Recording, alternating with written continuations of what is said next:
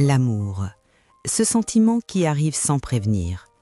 Peu importe la culture, la langue ou la religion, quand le cœur s'attache, il ne demande aucune permission. Mais pour beaucoup de musulmans et de musulmanes, cet amour devient une épreuve douloureuse quand l'autre n'est pas musulman. Alors la question frappe comme une tempête. Est-ce que mon amour est un péché? Est-ce que je trahis ma religion? Tu t'attaches, mais tu culpabilises. Tu souris, mais tu te sens fautif. Ton cœur avance et ta foi te dit d'attendre. Pendant 20 ans, imams, savants, prédicateurs et même chercheurs modernes se contredisent en apparence. Certains disent « interdit », d'autres disent « ce n'est pas si simple ». Alors, qui a raison? Aujourd'hui, on va faire ce que personne ne fait, séparer les sentiments du mariage, distinguer l'amour involontaire des choix conscients et comprendre ce que disent réellement le Coran, la Sunna et 1400 ans de tradition. Tu vas voir que la réponse de l'islam est bien plus profonde, plus sage et plus apaisante que ce qu'on t'a dit. Maintenant, entrons dans le sujet. Partie 1. L'amour et l'affection, la vision de l'islam sur l'humanité. Avant même de parler de couple ou de mariage, on doit corriger une idée fausse. L'islam ne nous demande pas de vivre dans une bulle en détestant ou en méprisant ceux qui ne sont pas musulmans. Pas du tout. Au contraire, le principe de base qui guide notre relation avec le reste du monde, c'est la bienveillance, la justice et le bon comportement. Le Coran est très clair là-dessus. Dans la sourate Al-Mumtahana, Allah nous dit « Allah ne vous défend pas d'être bienfaisant et équitable envers ceux qui ne vous ont pas combattu pour la religion et ne vous ont pas chassé de vos demeures, car Allah aime les équitables. » Ce verset, c'est un fondement. Il établit une règle d'or. Tant qu'une personne est pacifique avec vous, il n'y a pas de mal à être bon envers elle. En fait, c'est même une chose qu'Allah aime. Le prophète Mohammed, paix et bénédiction sur lui, était l'exemple vivant de ce principe. Sa vie est remplie d'exemples de bonté envers les non-musulmans. Il avait des voisins juifs à Médine, entretenait de bonnes relations avec eux, acceptait leurs invitations, leur rendait visite quand ils étaient malades et faisait du commerce avec eux. Il était, comme le dit le Coran, une miséricorde pour l'univers, et cette miséricorde n'était pas réservée qu'aux musulmans. Cette bienveillance va jusqu'aux liens les plus proches, la famille. Le Coran ordonne de traiter ses parents avec la plus grande bonté, même s'ils sont polythéistes et essaient de nous détourner de notre foi. L'obéissance à ses parents s'arrête là où commence la désobéissance à Dieu, mais l'amour, le respect et le bon soin, eux, doivent continuer. Alors que faire de certains versets qui semblent interdire de prendre les non-musulmans comme « awliya ». Ce mot est souvent mal traduit par « ami ». Son sens est bien plus fort. Il signifie « allié »,« protecteur », ceux à qui on confie les secrets de la communauté. Les savants expliquent que ces versets ont été révélés dans des contextes de guerre ou de trahison politique.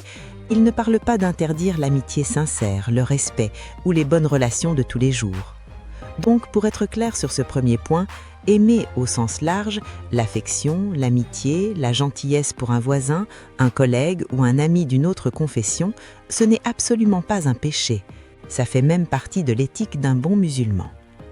Partie 2. La distinction clé, le contrat sacré du mariage. Ok, donc si l'amitié et l'affection sont permises, pourquoi tout devient si spécifique, si strict quand on parle de mariage ? La réponse est dans la définition même du mariage en islam. Ce n'est pas juste l'union de deux personnes qui s'aiment, c'est un contrat sacré, un mithaq ghaliz, un pacte solennel dont le but est de fonder une famille. Et la famille, c'est la cellule de base de la société musulmane, le premier lieu où l'on transmet la foi et les valeurs. Le mariage a donc une dimension spirituelle qui dépasse le couple. C'est pour cette occasion que des règles existent. Et ces règles ne sont pas les mêmes pour l'homme et la femme. Regardons les deux cas. Premièrement, l'homme musulman. Le Coran, dans la sourate Al-Maïda, verset 5, donne une permission claire. Il peut épouser une femme vertueuse parmi les gens du livre, c'est-à-dire une chrétienne ou une juive. La condition est qu'elle soit chaste. Cette permission ne s'applique pas aux femmes athées, agnostiques ou polythéistes. Il faut savoir que beaucoup de savants aujourd'hui, tout en reconnaissant cette permission, la déconseillent fortement dans les sociétés occidentales. Pourquoi ? À cause des défis énormes pour assurer une éducation islamique aux enfants. Deuxièmement, le cas de la femme musulmane. Et là, ça se complique. Ici, la règle, selon le consensus quasi unanime des savants musulmans de toutes les écoles depuis 14 siècles, est une interdiction. Une femme musulmane ne peut pas se marier avec un homme non musulman, qu'il soit chrétien, juif, athée ou autre. Ce consensus s'appuie sur plusieurs versets, comme dans la sourate Al-Baqarah, verset 22, « Et ne donnez pas d'épouse aux associateurs tant qu'ils n'auront pas la foi ». Un autre verset dans la sourate Al-Mumtahana dit à propos des croyantes et des non-croyants, « Elles ne sont pas licites pour eux, et eux non plus ne sont pas licites pour elles ». Un mariage civil dans ce cas serait considéré comme invalide du point de vue de la loi islamique. Maintenant, avançons un peu plus. Partie 3. Comprendre la sagesse derrière les règles. Je sais que cette différence peut choquer notre sensibilité moderne. On se demande pourquoi l'homme musulman aurait un droit que la femme musulmane n'a pas. C'est une question légitime. L'explication traditionnelle des savants n'est pas basée sur une supériorité de l'homme, mais sur la protection de l'identité religieuse de la famille. Dans la vision islamique, le mari est le chef de famille, celui qui a la responsabilité finale de l'orientation spirituelle du foyer. La logique est la suivante, un homme musulman, pour que sa foi soit complète, doit croire en Jésus, Issa et Moïse, Moussa. Il est donc religieusement obligé de respecter la foi de son épouse chrétienne ou juive. Il y a une base de respect déjà inscrite dans sa propre religion. À l'inverse, un homme non musulman n'a aucune obligation religieuse de croire au prophète Mohammed. Son propre dogme peut même l'amener à nier sa prophétie. Selon les savants, cette différence fondamentale créerait une tension au cœur même du couple. La femme musulmane se retrouverait avec un chef de famille qui ne reconnaît pas, voire rejette le fondement de sa foi. Cela mettrait en péril sa pratique religieuse et surtout la transmission de l'islam à ses enfants qui, dans beaucoup de cultures, suivent la religion du père. Maintenant, par honnêteté intellectuelle, il faut savoir qu'il existe aujourd'hui des voix minoritaires, comme la voix de la penseuse Asma Lamrabet, qui questionne ce consensus. Elles avancent que les versets cités visaient les polythéistes hostiles de l'époque et non les gens du livre. Mais il faut être clair, c'est une interprétation qui reste très minoritaire et qui va à l'encontre de plus de 1000 ans de tradition juridique. Maintenant, et que faire du cœur? Que faire de ses sentiments?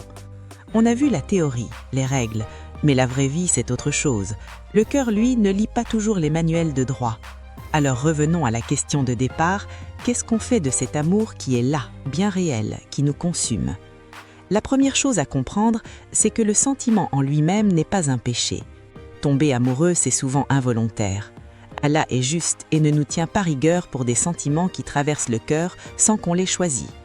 Le prophète lui-même disait dans une invocation « Ô Allah, ceci est ma répartition dans ce que je possède, son équité envers ses épouses, ne me tiens donc pas rigueur pour ce que tu possèdes et que je ne possède pas, les inclinations du cœur. » Le péché n'est pas dans le sentiment, il est dans l'action, dans le choix de désobéir à une règle divine claire. Alors concrètement, que faire? La patience et l'invocation, le doua. Votre arme la plus puissante, c'est la prière. Tournez-vous vers Allah, il est le seul à pouvoir tourner les cœurs. Demandez-lui de vous guider, de vous éclairer, de vous donner la force de faire le bon choix et surtout de vous apaiser. Demandez-lui ce qui est le meilleur pour votre foi et votre vie. Le dialogue honnête, parlez franchement avec la personne, expliquez, sans agressivité mais avec fermeté, les barrières religieuses. Il doit comprendre que pour vous, ce n'est pas un détail culturel, c'est un commandement divin qui engage votre destin éternel. La conversion par conviction. Pour une femme musulmane, la seule porte de sortie pour un mariage valide est la conversion sincère de son partenaire à l'islam. Mais attention, ça doit être une conversion du cœur, pour l'amour d'Allah, pas une conversion de papier juste pour se marier. Un mariage basé sur un mensonge spirituel n'a aucune valeur devant Dieu. Encourager quelqu'un à s'informer sur l'islam est une chose merveilleuse, mais la décision finale doit venir d'une conviction personnelle profonde.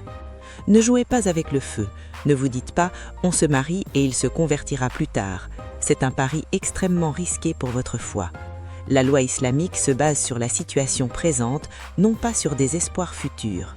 S'engager dans une relation interdite en espérant un changement est souvent une porte ouverte vers la transgression et la déception. Cette épreuve du cœur est une épreuve immense, un vrai test de foi. Choisir de suivre le commandement d'Allah plutôt que ses propres désirs, c'est l'essence même du mot islam qui signifie soumission. Alors que retenir de tout ça? On a vu une image pleine de nuances.